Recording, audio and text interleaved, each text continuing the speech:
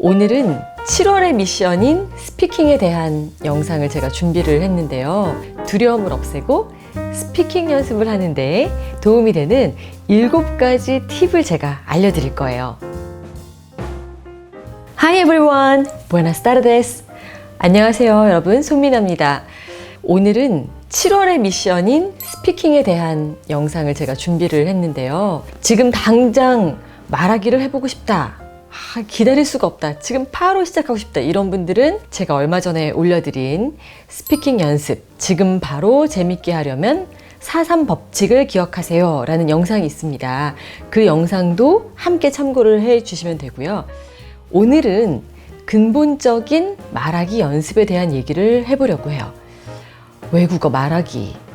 이거 정말 쉽지 않죠. 듣기, 읽기, 쓰기, 말하기 중에서 뭐 다 어렵지만 특히 말하기가 가장 능동적이고 또 가장 적극적인 노력을 필요로 하는 영역이기 때문에 조금 더 어렵게 느껴질 수 있습니다. 저도 그랬고요. 또 그렇게 느끼는 건 정말 당연한 일이에요. 듣기나 읽기는 그냥 내용을 쭉 따라가면 되는 거고, 중간에 모르는 단어나 표현이 있어도 사실은 전체적인 맥락을 통해서 이해를 할 수가 있는 경우가 많아요. 전치사나 디테일을 잘 몰라도 큰 문제가 되지 않고 대강 어떤 뜻인지 짐작이 가능하다는 얘기죠. 쓰기 같은 경우에도 사실 뭐 생각을 할 만한 시간이 있고, 또 내가 쓴 글을 다시 읽어보면서 오류를 수정할 수 있다는 것이 또 장점인데요. 뭐 스펠링만 알면 발음은 몰라도 전혀 문제가 되지 않는다는 거, 이런 면도 도움이 되고요. 그런데 말하기의 경우는 어떻죠? 말하기는 그야말로 완벽한 실전입니다. 생각할 시간이 없고 문법이나 단어를 정확하게 알지 못하면 내가 어떤 말을 하려고 생각을 했어도 그 의미가 완전히 달라질 수 있고요. 그런데 말하기는 혼자서 막 독백을 하는 게 아니라면 상대의 말도 알아들어야 하고 발음도 제대로 해야만 상대가 알아듣기 때문에 다른 영역에 비해서 유난히 신경 써야 할 부분이 많아요. 그래서 우리에게 더 멀고 어렵게 느껴질 수 있는데요.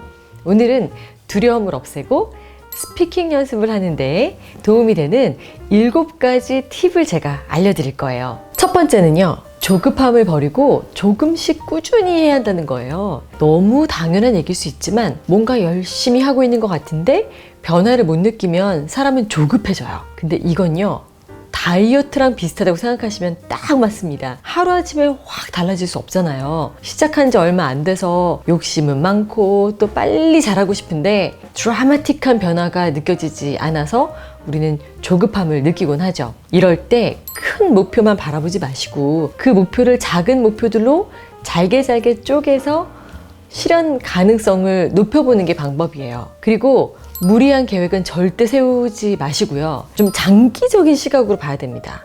장기적인 시각으로 내가 몇 년쯤 후에 무엇을 해보겠다, 이런 시각을 가지고 구체적이고 단기적인 목표를 설정해서 기억할 수 있도록 이렇게 적어두면 비교적 작은 변화도 크게 와닿기 때문에 훨씬 더 힘이 되고요. 조급함을 없앨 수 있거든요. 조급함이 참 이게 안 좋은 적입니다. 외국어 공부를 할 때 우리 인내심을 줄이고 결국 그냥 하다가 조금 성과가 없는 것 같으면 빨리 포기하게 만들거든요. 물론 단기간에 그야말로 속성으로 스피킹 가르치는 그런 것들도 있습니다. 한 달 안에 시험을 봐야 한다거나 외국어 면접이 있다거나 이런 분들께는 또 그런 방법이 도움이 약간은 될 수도 있어요. 하지만 제가 드리고 싶은 말씀은 속성으로 배운 건 그만큼 또 잊어버릴 수밖에 없다, 이런 거죠. 그렇게 금방 잊어버리는 거는 근본적인 우리의 그 실력을 향상시켜주지 않습니다. 우리의 목표는 소통이고 근본적인 말하기 실력의 향상이잖아요. 그러니까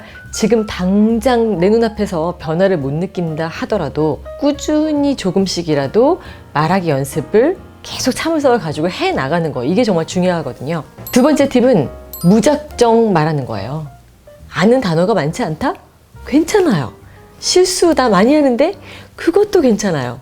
그냥 아는 단어나 표현을 다 동원해서 일단 하는 겁니다. 그게 중요합니다. 예를 들어서 밥 먹고 싶어요 라는 문장을 만들 수 없어도 어린 아이들 보면 어떻게 하죠? 그냥 밥, 엄마 밥 이렇게 하잖아요. 충분히 소통이 됩니다. 그래서 이렇게 하는 게 바로 시작의 반인 거예요. 일단 시작을 하면 소통은 시간을 두고 조금씩 더 가능해질 수 있어요. 여기서 조금씩 뻗어나가게 된다는 거죠. 자, 어떻게 앞으로 뻗어나가야 되는지 또 계속 가볼게요. 세 번째 팁입니다. 어휘력을 향상시키는 거. 이게 바로 말하기에 힘을 얹어줄 수 있는 방법이에요. 우리 언덕님들 열심히 단어 공부하고 계시죠? 이 단어 공부에 대해서는 제가 또 이미 구체적인 팁을 담아서 영상을 올려드렸는데, 중요한 건 꾸준함과 복습이고요. 단어만 따로 외우는 게 아니라 문장 전체를 보고 이해하고 외우고 그 안에서 단어가 어떻게 쓰였는지를 익히는 게 훨씬 더 효과적이라는 점, 이거 다시 한번 여기서 말씀을 드릴게요. 그리고 발음도 반드시 익혀주셔야 합니다. 무엇보다 우리가 공부하고 있는 이런 그 표현들과 어휘를 스피킹에 잘 활용하려면 정확한 발음이 필수거든요. 다음으로 네 번째 팁은요, 많이 듣고 많이 읽어보는 거예요. 아니, 스피킹 연습인데 말을 많이 해야지 듣기랑 읽기를 왜 하지? 이런 의문이 드실 수 있는데요. 물론 당연히 말을 많이 해야 되죠. 그건 기본입니다. 많이 듣고 많이 읽는 건 우리의 외국어 실력 자체를 끌어올려주는 밑거름이 되기 때문에 말하기에도 당연히 긍정적인 영향을 주죠. 그 중에서도 무엇보다 듣기는 정말 중요한데요.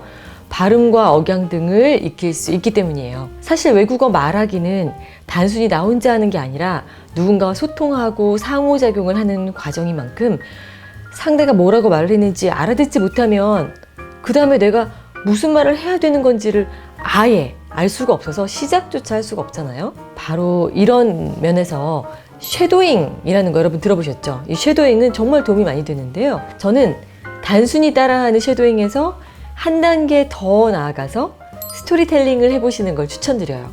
그러니까 듣고 나서 제3자에게 내가 그 얘기를 해준다고 생각하고 내 표현으로 바꿔서 스토리텔링을 하는 건데요. 이거는 말하기 연습에 정말 효과적입니다. 다른 사람에게 이야기를 들려주기 위해서는 인칭과 수를 바꿔야 될 수 있고요. 전체적인 내용의 요약이 필요할 수도 있죠. 이런 식의 응용을 통해서 우리는 순발력도 기를 수 있고 내용 전달력도 기를 수가 있어요.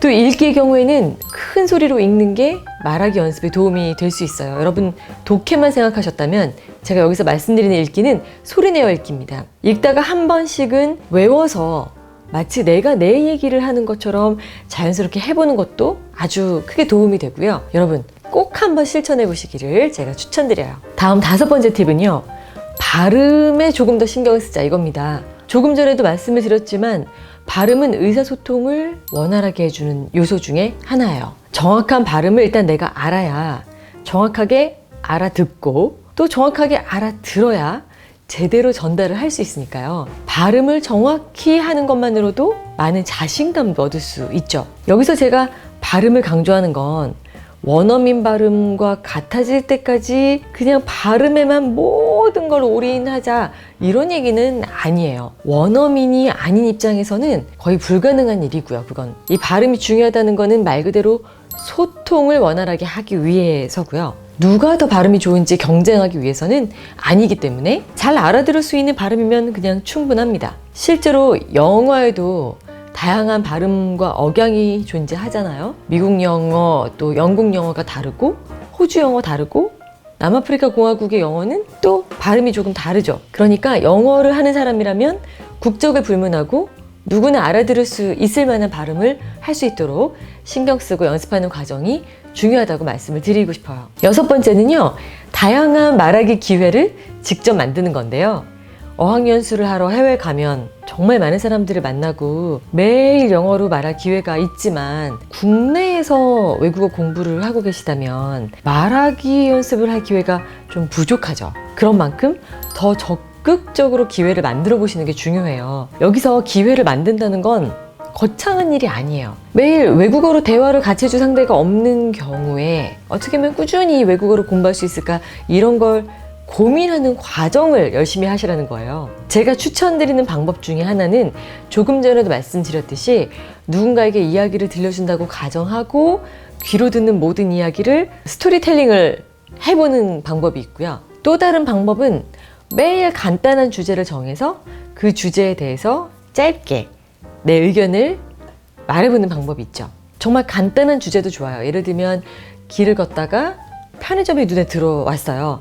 그러면은 그날의 주제는 편의점이 없는 우리의 삶은 어떻게 될까? 아니면 내가 편의점에서 가장 사고 싶은 물건들, 뭐 이런 걸 수도 있고요. 커피숍이 눈에 들어왔다. 그러면 내가 가장 좋아하는 커피숍은 어디인지, 그리고 왜 좋아하는지, 이런 걸 주제로 해서 말을 해볼 수 있겠죠. 간단한 주제로 한 3분에서 5분 사이에 스피치 연습을 해볼 수 있는데요. 처음엔 정말 엄두가 안 나시겠지만 한번 용기를 내는 게 중요합니다. 그 다음부터는 분명히 얼마나 지속적으로 자주 이 연습을 하시냐에 따라서 여러분에게 많은 자신감을 안겨줄 수 있는 연습법이라는 거 기억해 주시고요. 마지막 7번째는 메모를 적극 활용하는 거예요. 아직 내 말하기 실력이 조금 부족하다라고 생각되는데 누군가와 외국어로 대화할 일이 있다면 미리 조금 대비를 하시라는 거죠. 예를 들어서 해외여행 도중에 배가 아파서 병원에 가게 됐어요. 그때 의사 선생님께 증상 설명을 해야 되잖아요. 이걸 대비하기 위해서 모르는 용어나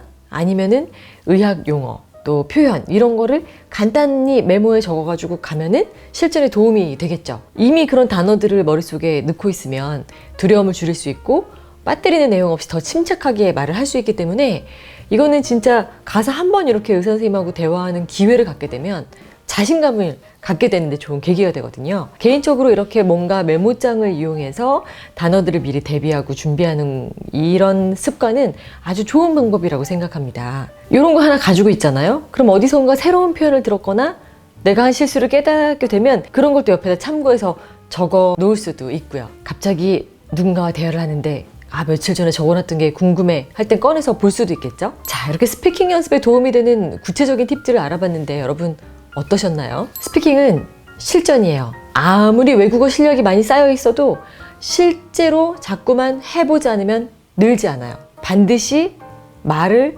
많이 하셔야 되고 일단 하셔야 된다는 거 잊지 마시고요. 자, 스피킹 연습하고 싶은데 뭔가 막막하다 하실 때 오늘 제가 말씀드린 7가지 팁들이 여러분께 꼭 도움이 됐으면 좋겠습니다. 여러분 오늘도 재미있게 보셨나요? 자, 그러면 구독과 좋아요, 알림 설정 아시죠? 오늘도 영상 함께 해주신 여러분 진심으로 감사드리고요. 저는 더 알차고 유익한 콘텐츠 가지고 다음 주에도 찾아올게요. 여러분 감사합니다. 안녕.